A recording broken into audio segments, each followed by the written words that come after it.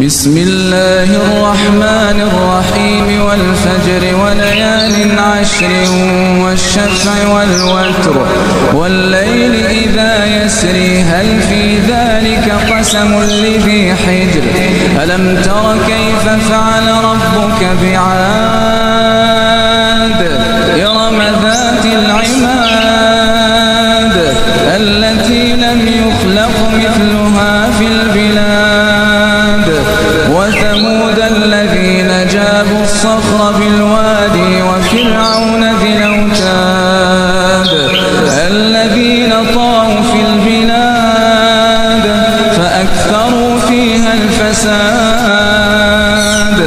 فصب عليهم ربك سوط عذاب إن ربك لبالمرصاد فأما الإنسان إذا ما ابتلاه ربه فأكرمه ونعمه فيقول ربي أكرمن وأما إذا ما ابتلاه فقدر عليه رزقه فيقول ربي أهانني كلا بل لا تكرمون اليتيم ولا تحضون على طعام المسكين وتأكلون التراث أكلا لما وتحبون المال حبا جما كلا إذا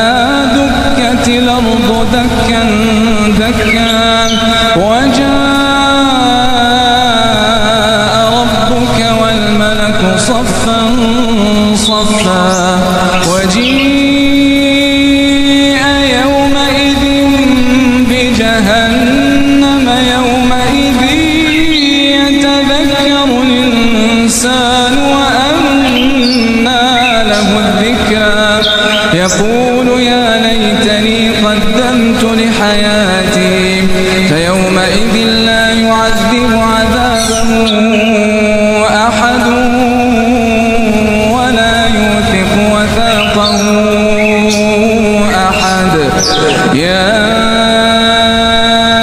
أيتها النفس المطمئنة ارجعي إلى ربك